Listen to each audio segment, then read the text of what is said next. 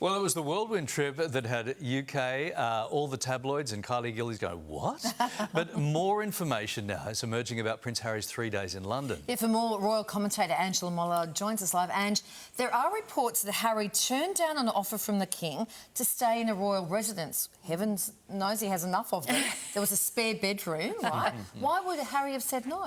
Yeah, it's interesting to speculate why Harry might have turned down this offer. I think it might be a bit because, of course, Charles threw him out of Frogmore Cottage. Remember, they renovated that house and then they were told to go.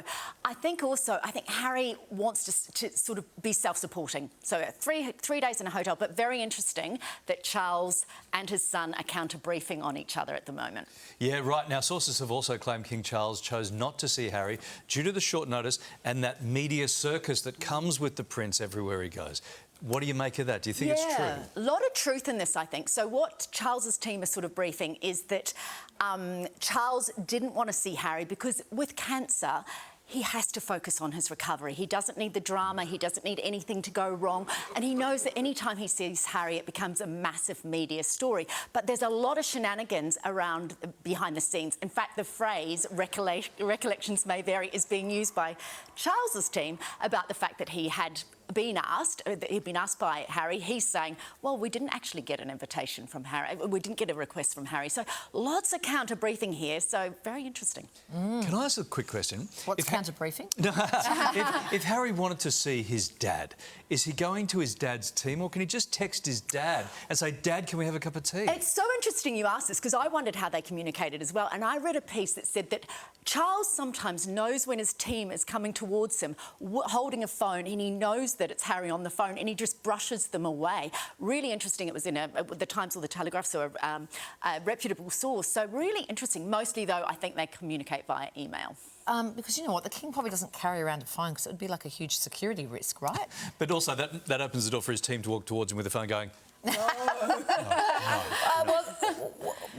the King didn't meet his son. He did have time for a meeting with David Beckham. How interesting is this? So on Friday, as Harry was leaving London after 3 days of not seeing his dad, David Beckham and the King met. It was all very secret, so it only leaked. Neither of them briefed to this, but it leaked. The Times reported it.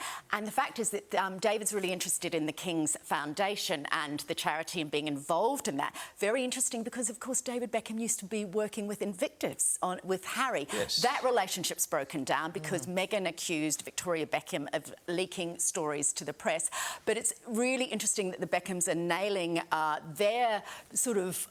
they're very much old-school royals. Remember David Beckham queued up for 13 hours to see, pay respect to the Queen after she died. Okay. So, yeah, interesting. All right, as we saw in the news, Harry and Meghan's Invictus Games just wrapped up in Nigeria. We spoke about it a little earlier. All of this has been to promote, of course, wounded military veterans and the amazing work being done in that space.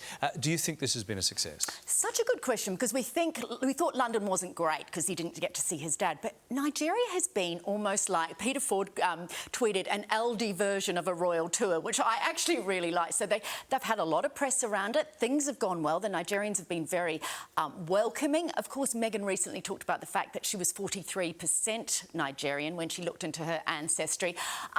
It's been a kind of royal visit light. It's everything you'd expect from a royal visit. Lots of handshaking. You know, Harry shooting basketballs, talking about mental health, Meghan stepping out in that gorgeous yellow Caroline Herrera dress. But you know what? And look, it is heartfelt. These are things that they do talk about. I found it interesting because they're finally focused on things other than themselves, and I think in that respect it's been a success.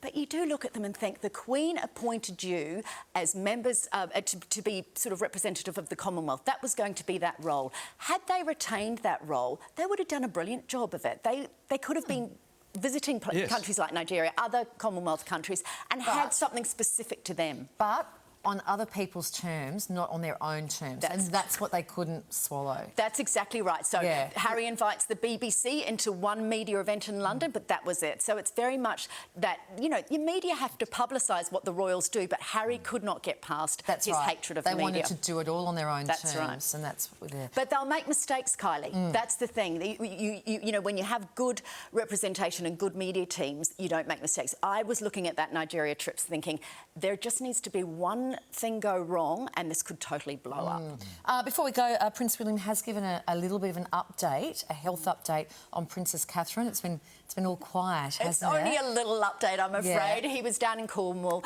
meeting with homelessness charities, and he was asked how Catherine was, and he said she was doing well. So he has to be very careful what he says, obviously, but that's what we all want to see, is how she is and how she's doing. Sorry, that's the update, is it? Sorry, Doing well. not much, is it? Doing well. I think he was We'll take what we can pre-prepared get. there. Absolutely. All right, Angela, lovely to see you. Thank you. Thanks, Ange.